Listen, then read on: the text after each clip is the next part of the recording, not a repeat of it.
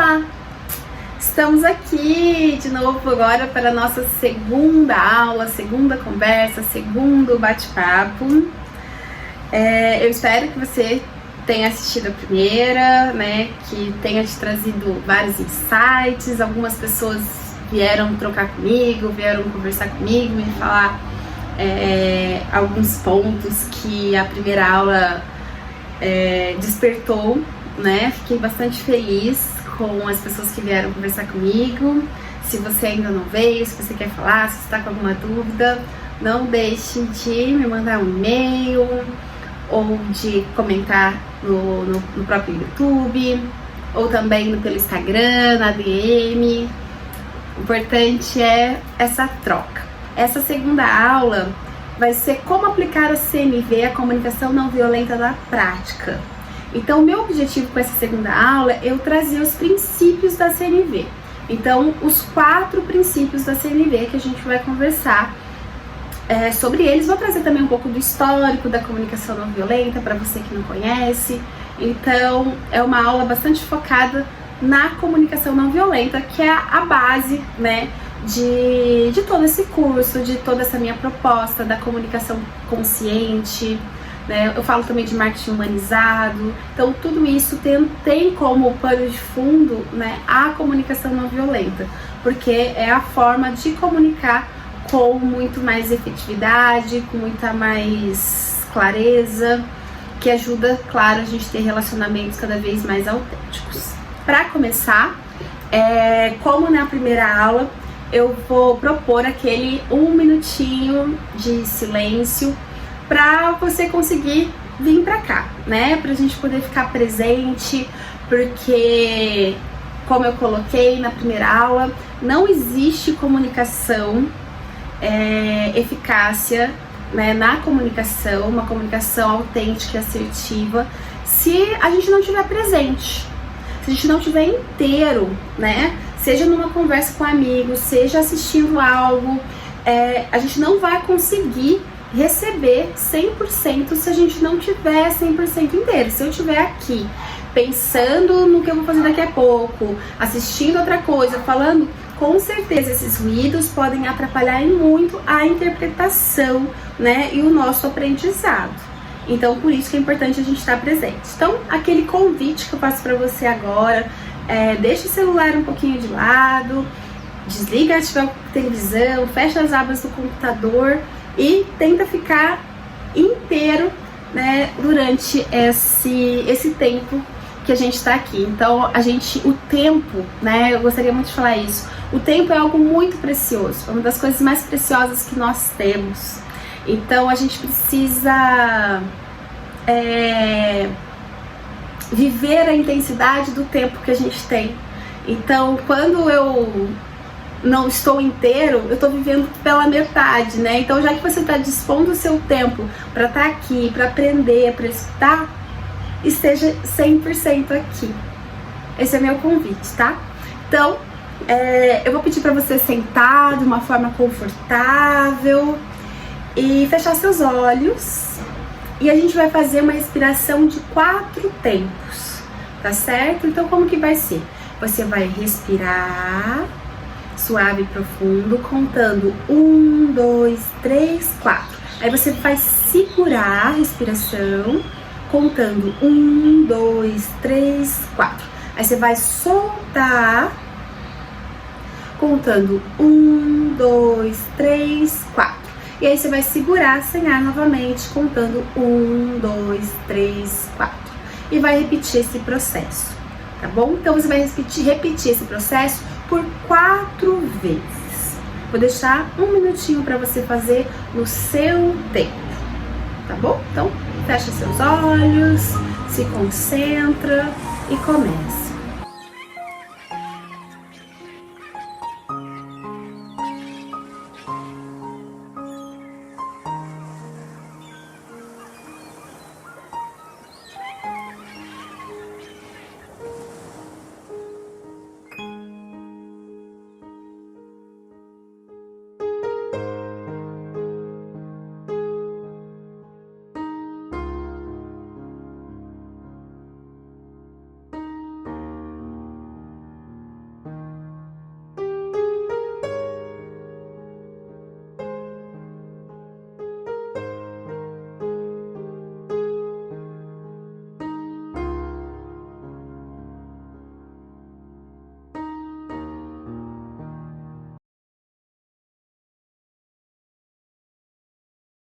Bem, eu vou começar falando um pouquinho da onde surgiu a comunicação não violenta, tá? Então, o precursor da comunicação não violenta, né, foi Marshall Rosenberg. Ele era um psicólogo. Ele nasceu em 6 de outubro de 1934, na cidade de Canton. Marshall Rosenberg, psicólogo, foi o idealizador, o precursor da comunicação não violenta, né? O pai da comunicação não violenta, que acredito que muitas pessoas que já leram, né, os seus livros. Então, o primeiro livro dele, que é esse aqui, ó, Comunicação Não Violenta, é um livro bastante... indico bastante, né? Se você começou a se interessar pelo assunto e tal. Então, ele traz muita coisa da comunicação não violenta. Tem esse aqui também, A Linguagem de Paz no Mundo de Conflitos. Na verdade, se você é iniciante, eu indico você começar por esse livro do Marshall Rosenberg. Depois a gente tem Vivendo a Comunicação Não Violenta também. Então, temos vários aí livros que podem ajudar no nosso processo, né, de aprendizagem da comunicação não violenta. Marshall notou que a comunicação desempenha um papel crucial como falar e ouvir, nos ligando nós mesmos aos outros. Então ele começou a ver como que a comunicação era crucial para os relacionamentos, né? E a comunicação é o falar e o ouvir. Então esse processo, como que ele poderia destruir, né? Ou construir relacionamentos muito mais saudáveis e autênticos. Foi em 1960 ele criou o Centro da Comunicação Não Violenta. Ele divulgou seu conhecimento pelos Estados Unidos e para mais de 60 países ao redor do mundo. E ele faleceu em 7 de fevereiro de 2015. Certo? Então, assim, Marshall Rosenberg temos outras obras, tem outras pessoas, né, que trabalham também com a comunicação não violenta no mundo, no Brasil, várias pessoas muito, muito importantes. Mas se você quer pegar a fonte, né, a fonte ela é de Marshall Rosenberg. Bem, então quais são os 4 princípios? Então o Marshall Rosenberg ele traz 4 princípios para ajudar nesse processo da comunicação não violenta. O primeiro princípio é a observação, segundo princípio é o sentimento, terceiro, necessidade, quarto, pedido. Eu vou falar sobre todos eles, vou explicar cada um, mas é muito importante a gente entender que não é uma receita de bolo, né? Esses princípios, eles nos ajudam, principalmente quando a gente está começando, a gente dar esse passo atrás para conseguir entender uma conversa, um conflito, né, uma informação, os nossos sentimentos, os sentimentos do outro. Então ele nos ajuda muito, mas a gente tem que tentar trazer isso cada vez mais na prática, de uma forma que fique natural e não sempre ficar tão apegado, porque se a gente ficar muito apegado, a gente às vezes não vai conseguir fluir com naturalidade a nossa comunicação. E se ela não for natural, isso também pode criar um bloqueio no outro. Então a gente tem que tentar cada vez mais trazer com naturalidade, tá? Marshall Rosenberg, ele sempre questiona: o que está vivo em nós? A grande pergunta para uma boa comunicação é eu entender o que está vivo em mim, né? O que está gritando aqui dentro de mim. E ele traz que muitas vezes avaliações negativas, né, ações negativas, é uma expressão trágica, às vezes, daquilo que está vivo na gente. Então, muitas vezes a gente não consegue compreender aquilo que está vivo na gente, né, a gente não consegue atender o que é realmente importante pra gente, e a gente tem uma expressão trágica dessa necessidade que não está sendo atendida. Então a gente vai começar com uma prática, tá? Para a gente ir colocando nesse lugar da observação, do sentimento, da necessidade, do pedido. Então, primeiro eu quero que você escreva um fato. Escreva uma situação que aconteceu com você. Pode ser uma situação que foi confortável ou desconfortável. Eu vou trazer um exemplo meu, tá? Eu saí de casa para encontrar com alguns amigos e logo em seguida minha mãe me enviou uma mensagem super grossa, desconfiando de mim, me cobrando e questionando que horas eu ia voltar e falando que já estava tarde. Então, essa é a situação que eu trouxe, ok? Então, um minutinho, dá um pause no vídeo e escreva a sua situação que você quer trabalhar aqui, quer esmiuçar para você conseguir trabalhar esse conflito ou uma conversa. Às vezes não precisa nem ser para você ter o diálogo com alguém, né? Às vezes é para você mesmo entender melhor a situação, aceitar a situação. Então a comunicação, ela pode, a gente sempre vai trabalhar também, primeiro é a gente, primeiro pra gente entender na gente, para depois sair compartilhando. Primeiro eu preciso entender o que está vivo em mim, né? Então, o primeiro passo é a observação. Então, gente, o primeiro princípio é a observação. Então, o que é a observação? A observação é contar o que aconteceu, o que foi visto, o que foi ouvido, o que nos toca e que afeta a nossa sensação de bem-estar, sem acrescentar nenhuma avaliação, nenhuma interpretação, nenhum julgamento. É uma forma da gente expressar o que realmente aconteceu de forma clara, objetiva, honesta a outra pessoa, como estamos. É a gente falar como foi visto, como aconteceu a situação. Então, vamos entender a diferença entre observação e interpretação. Observação é quando eu vejo, olha, nessas fotos que eu vou colocar, nessas imagens, a primeira foto, se eu tô fazendo uma observação, o que eu vou falar? Tem um homem e uma mulher que estão com juntos, que estão próximos, né? Olhando uma paisagem. É isso é observação. Mas geralmente a gente faz até de forma automática a interpretação. O que a gente fala? Um casal de namorados estão se abraçando e olhando o horizonte. Quem me disse que é um casal de namorados? Não pode ser irmãos? Não pode ser amigos? Eu falei isso, eu já estou trazendo uma interpretação. Então a observação é o fato em si. Tá? Então na segunda eu viro e falo, são pessoas numa empresa trabalhando.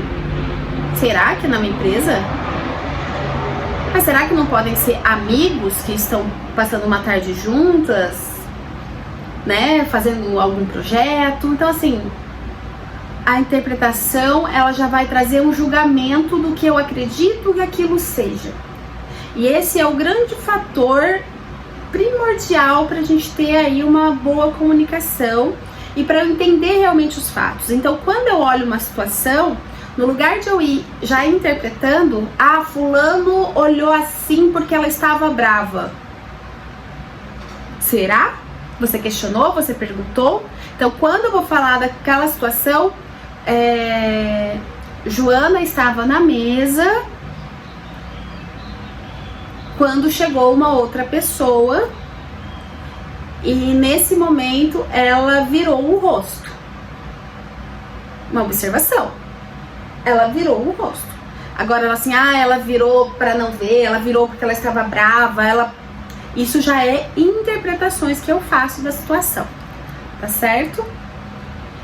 Então, o que acontece quando a gente interpreta, avalia ou julga? Elas criam resistências. As observações, elas evitam os rótulos, porque sempre que eu faço uma interpretação, um julgamento, eu já rotulo aquela situação, entende?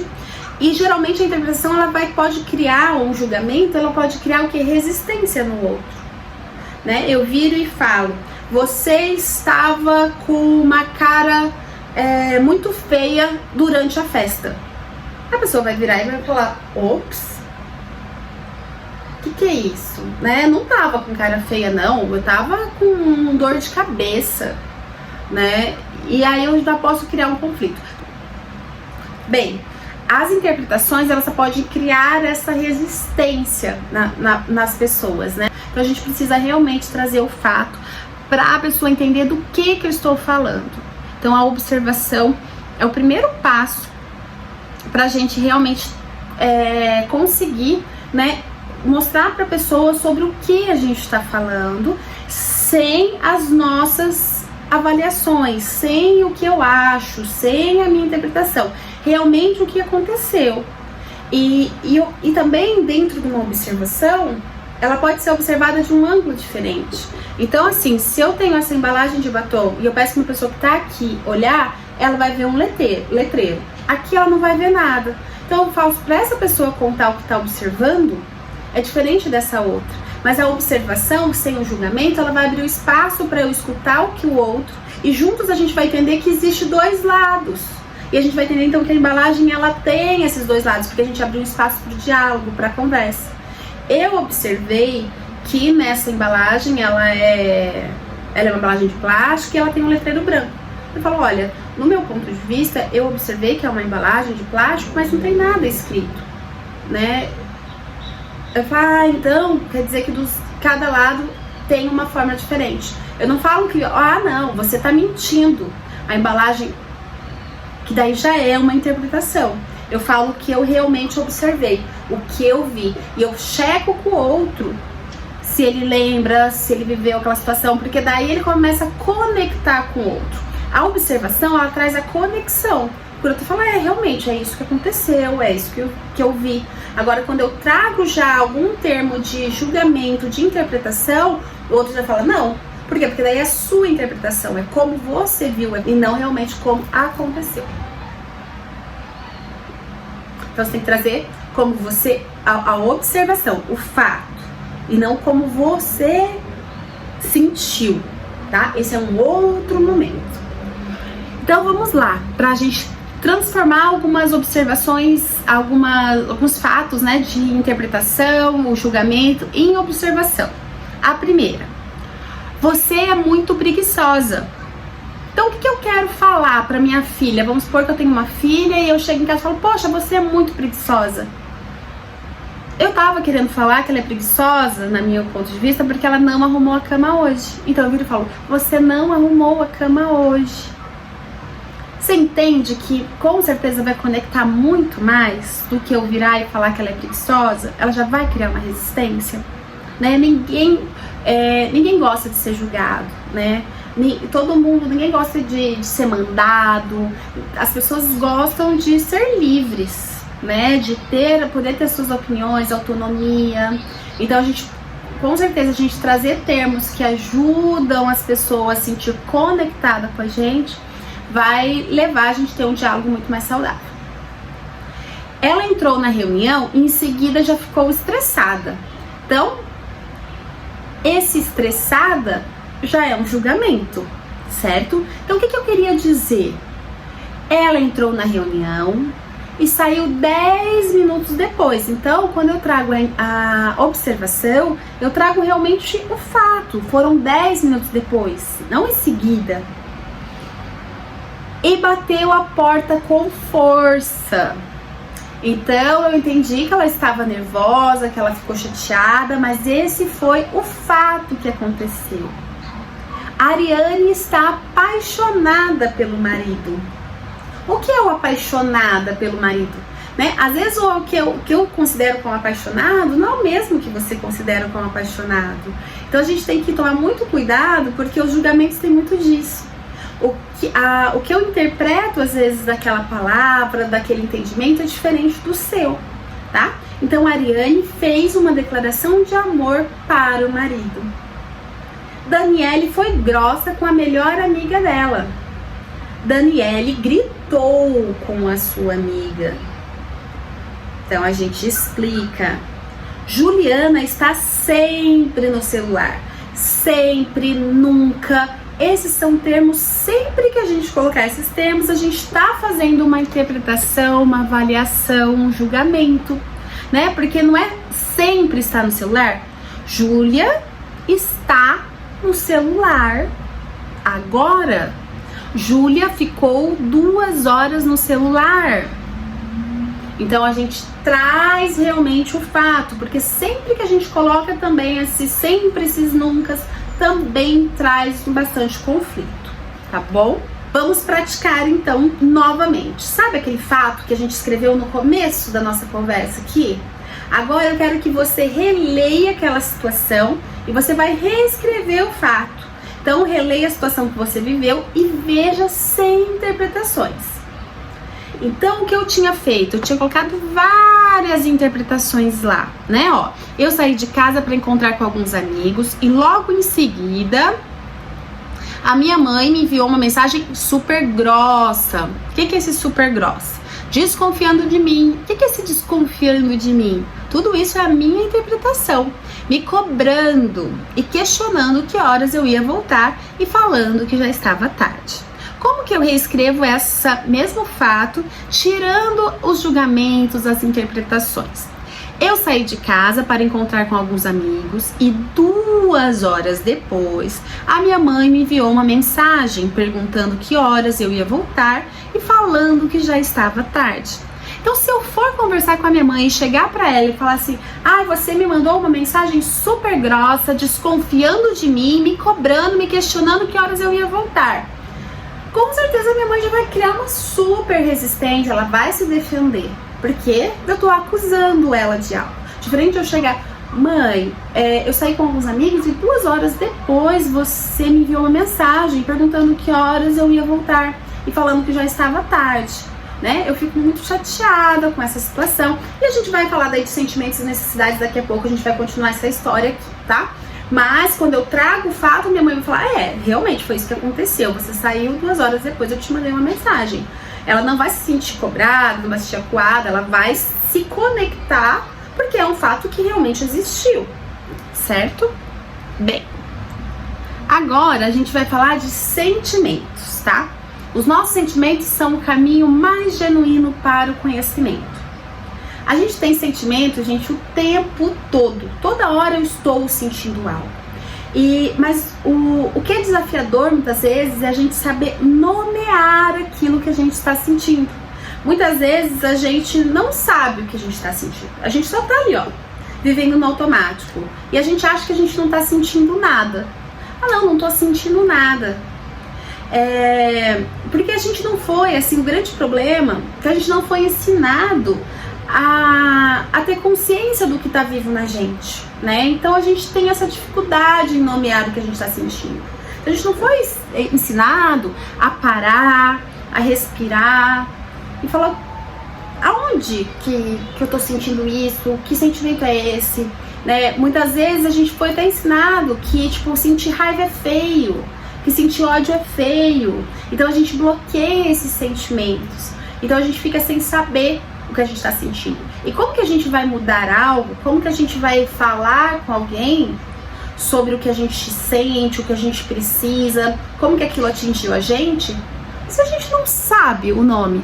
Se a gente não, nem nós sabemos o que nós estamos sentindo. Então, eu aprender a nomear, né, eu saber o que eu sinto, vai trazer muito mais clareza para mim mesmo. Eu senti isso, e tá tudo bem eu sentir isso. A causa dos nossos sentimentos são as nossas necessidades e não o comportamento dos outros. Então isso é muito importante. Então, tudo que eu sinto não é porque o que você fez, tá? O que eu sinto é em razão das minhas necessidades que não foram atingidas, que não foram atendidas. Então eu tenho necessidades, eu tenho coisas que são importantes para mim e que algumas estratégias não atendem e daí geram alguns sentimentos. Então muitas vezes a gente acaba responsabilizando o outro, né? Eu fiquei triste porque o meu namorado não me chamou para sair. Na verdade, eu fiquei triste porque eu tinha essa expectativa, eu tinha essa vontade, eu tinha esse desejo de sair para jantar. Eu tinha uma necessidade de diversão, de companhia, de parceria, de querer sair com ele. Então, com a ação dele, ele estava atendendo talvez outra necessidade, por isso a gente não saiu. Então, eu fiquei chateada, na real, porque a minha necessidade não foi atendida. Quando eu entendo isso, eu começo a trazer a responsabilidade dos meus sentimentos para mim mesma. E o outro faz é um estímulo para os meus sentimentos e não a causa deles. Então é bastante importante eu entender isso. O que o outro faz vai estimular algo aqui em mim, mas não que é a causa. A causa está na minha necessidade que não foi atendida. E é onde eu consigo sair daí, às vezes, de muitas situações, né? Então, mesmo numa situação delicada, né? Aqui, que eu tenho um conflito com meu marido, que eu tenho alguma coisa, eu preciso entender. Por que eu tô nessa relação? Às vezes uma relação que eu brigo muito, né? Que eu fico ali, é uma situação, eu não tô feliz, mas por um lado, o que tá atendendo? Por que eu ainda continuo ligada nesse relacionamento? Provavelmente tem algumas coisas que estão me atendendo, por isso que eu continuo ali. E aí eu consigo olhar para isso. Será que adianta só a mudança dele? Né? Porque o que é importante para mim? Então aqui a gente começa a aprender a olhar, ver o que realmente é importante pra gente, que sentimentos aquelas ações geram na gente, que sentimentos que geram na gente. E não vamos falar de sentimento positivo e sentimento negativo. Sentimento confortável e sentimento desconfortável. Na CMV a gente gosta muito de falar que não existe o certo e errado. Simplesmente é uma ação, é um sentimento. Não existe sentimento ruim e sentimento bom. Existe o sentimento. Alguns são confortáveis para mim e outros podem ser desconfortáveis. E aí eu preciso ter essa noção. Bem, e a gente precisa entender então essa diferença entre sentimentos e pseudo-sentimentos. Sentimentos é quando eu falo realmente de mim, ó. Eu falo de mim, eu me responsabilizo pelo que eu sinto e reconheço as minhas necessidades. Então eu me sinto irritada com a mensagem que recebi, com a mensagem que me foi encaminhada. Eu me sinto irritada, eu estou me sentindo irritada por este fato. O pseudo-sentimento é os sentimentos que não são genuinamente nossos. Então, de certa forma, é como se eu estou julgando a atitude do outro ou responsabilizando o outro pelo que eu estou sentindo. E a gente faz isso muito, gente, de forma assim automática, e a gente nem percebe que com os certos termos que a gente usa, que são pseudo-sentimentos, a gente já começa a criar a nossa muralha com a outra pessoa, no lugar de criar conexão. Então, um simples termo, às vezes, já pode quebrar, e a pessoa já vai vir se defender, tá? Porque isso é um instinto nosso mesmo. Então, eu me sinto pressionada por você com aquela mensagem. Então, o que é o pressionada? Precisa de outra pessoa, não é um sentimento meu, né? Então, eu me sinto pressionada com aquela mensagem que você me mandou. É diferente de eu falar que eu me sinto confusa com aquela mensagem que me foi encaminhada. Eu me sinto chateada com aquela mensagem que me foi encaminhada, certo? Eu me sinto irritada, eu me sinto triste, perplexa com aquela mensagem que me foi enviada. Então eu consigo trazer um sentimento, como eu realmente me sinto. Eu não tô responsabilizando você, é realmente o efeito daquela mensagem em mim. Porque se eu falo, nossa, eu me sinto pressionada, você vai falar, não, mas eu não tô te pressionando não. Agora, se eu falo, eu me sinto chateada, você vai falar assim, é meu sentimento, é válido, é o que eu estou sentindo, eu não tô responsabilizando o outro. Então, vários pseudo-sentimentos que a gente usa, às vezes, de forma muito comum, né? Então, assim, ó, eu me sinto criticado, eu me sinto encurralado, eu me sinto enganado, eu me sinto manipulado, traído. Sempre vai depender do outro. Então, sempre que eu for colocar e tem essa responsabilidade, né? Que eu preciso do outro pra fazer, e a gente já vai ter essa resposta do outro de não, mas eu não fiz, eu não te traí, né? Então, no lugar de eu me sinto traída, como que eu realmente me sinto, né? Eu me sinto chocada, né? Quando eu compro X e quando eu chego em casa tem Y, né? Então eu consigo realmente trazer pra mim, se eu falo assim, eu me sinto enganada por você. Chego numa loja e falo, nossa, eu me senti enganada por você. É diferente de falar, olha, eu me senti frustrada quando eu abri essa embalagem. O produto que estava dentro era totalmente diferente do da foto. Então, é a minha frustração, eu estou falando do que eu recebi, não que você me enganou. Que se eu falo isso que você me enganou, você já vai se sentir ofendido com aquilo. Então pode soar de uma forma bastante negativa, tá? Então, tipo, a gente precisa sempre tentar buscar a conexão. E esse que é o grande objetivo daqui, desse mini curso, da prática, que a gente possa começar a desconstruir para construir, né, essa forma de falar que conecta. Porque é isso que a gente quer, conectar com o outro. Às vezes a gente fala, nossa, mas parece que não tem outra palavra. Foi enganada que eu me senti mesmo. Para, respira e fala, tá, quando eu me sinto enganada, o que eu realmente sinto? Ah, eu fico com ódio, eu fico com raiva, eu sinto chateada, eu me sinto desapontada, né? Tipo, e vai falando, eu me sinto frustrada. Você vai começar a encontrar os seus sentimentos. Então tenta sair daquela superficialidade, vai aprofundando. O que? Pra você chegar realmente no seu sentimento. E um grande exercício que a gente faz aqui também é fechar os nossos olhos e falar quando acontece isso, quando eu me sinto nessa situação. Aonde no meu corpo eu sinto isso? Sempre tem um lugar no nosso corpo que parece que ele reage, sabe? Com aquele sentimento. Então eu começo a entender também como que isso chega no meu próprio corpo. Ok? Então aqui, ó, vou deixar na tela para vocês quando as nossas necessidades não são atendidas, quais sentimentos que podem gerar na gente. Aí vocês podem parar, dar um printzinho. Como nos sentimos quando as nossas necessidades são atendidas. Então eu me sinto aliviado, me sinto alegre, me sinto contente, me sinto criativo, curioso.